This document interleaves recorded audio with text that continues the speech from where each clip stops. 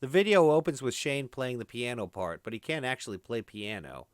So Pogues pianist Fernley put Shane's rings on his fingers and sat in his hands for the shot. Fernley would later describe that as a humiliating experience, though he understood that it looked better for the video.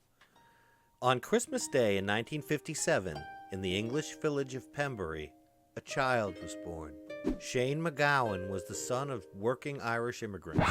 He was a young punk, follower and friend of the Sex Pistols, and at a Clash show in 1976, young Shane's earlobe was torn badly, covering him in blood and earning him some of his first press, 2 newspaper photos with the headline, "Cannibalism at Clash Gig." An inspired Shane soon joined a punk band called the Nipple Erectors, but by 1982, Shane had found his true path.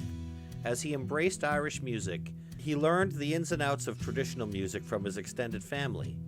McGowan soon formed a new band, the Pogues. Their songs embraced Irish musical traditions, history, nationalism, poetry, and the experiences of Irish immigrants in the U.S. and England. And by 1984, Shane found himself back with the Clash as his Pogues followed them on tour and the band blew up. One of the Pogues' greatest musical achievements was the song Fairytale of New York, the iconic Christmas song co-written by Shane McGowan and Jem Finer. We were being produced by Elvis Costello. He bet me and Jem that we couldn't write a Christmas single without going all jingly-jangly Happy Christmas. They took Elvis at his bet. The process of writing the song would take 2 years. Jem Finer took the first stab at some lyrics, which he admits were a mess. I wrote a song. It was about a sailor. Why? I don't know. I don't know anything about sailors. I played them to Marcia, my wife, and she said, "That song is really awful." So she suggested I write a song about a couple where the guy takes what little money they have and goes off and gambles with it. There's an argument, and the song ended in both of them committing suicide or something stupid.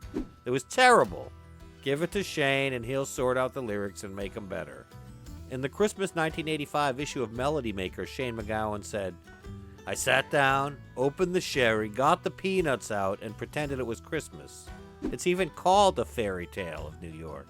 It's quite sloppy, more like A Pair of Brown Eyes than Sally McLennan. But there's also a Kaylee bit in the middle which you can definitely dance to. Like a country and Irish ballad, but one you can do a brisk waltz to, especially when you've got about 3 of these inside you." But the song itself is quite depressing in the end. It's about these Irish-American Broadway stars who are sitting around at Christmas talking about whether things are going okay.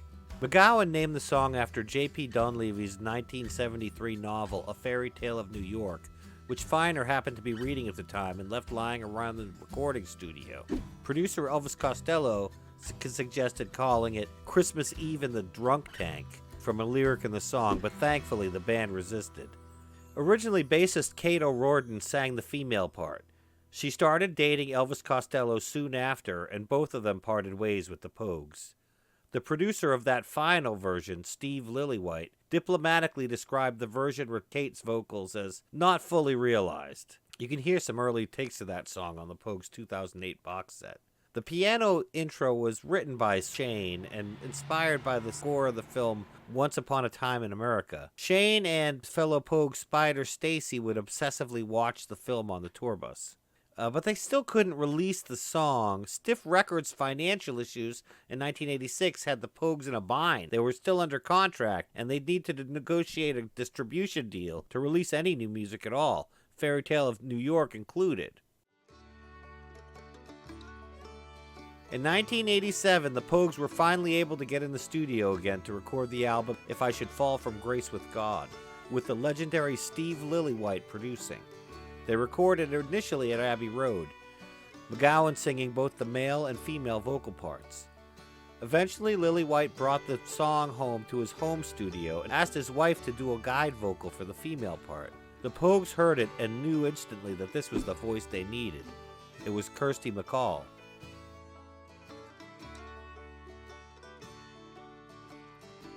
The music video was shot in New York City in black and white during a frigid week in November of 1987. The video opens with Shane playing the piano part, but he can't actually play piano. So Pogues pianist Fernley put Shane's rings on his fingers and sat in his hands for the shot. Fernley would later describe that as a humiliating experience, though he understood that it looked better for the video.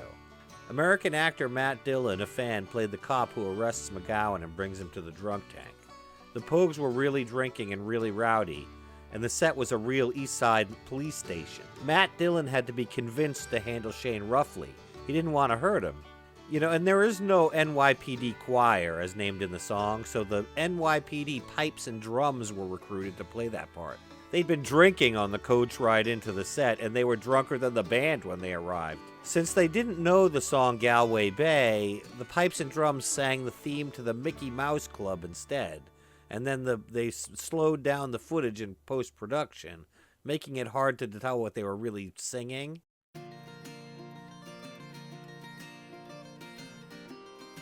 The second verse of the song embraces the rough language of the drunken old couple arguing on Christmas Eve as they ponder the lost opportunities of youth.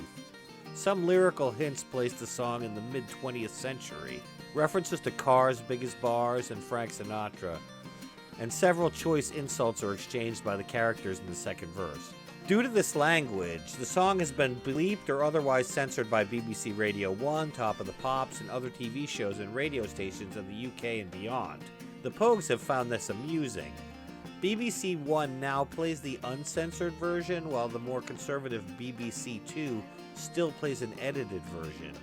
Or it might be the other way around. They switched a couple times. In 2018, two DJs on Irish radio station RTE 2FM requested that the station censor the homophobic slur in the song. RTE 2FM declined to do so. 2 days later, McGowan released a statement.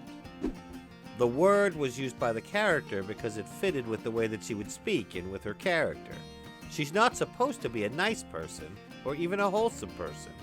She's a woman of a certain generation at a certain time of history, and she's down on her luck and desperate. Her dialogue is as accurate as I could make it, but she is not intended to offend. She's just supposed to be an authentic character, and not all characters in songs and stories are angels or even decent and respectable. Sometimes characters in songs and stories have to be evil or nasty to tell the story effectively. If people don't understand that I was trying to accurately portray a character as authentically as possible, then I'm absolutely fine with them bleeping the word, but I don't want to get into an argument. It's actually a bit of an annual Christmas tradition to argue the merits of censoring the song versus leaving it untouched.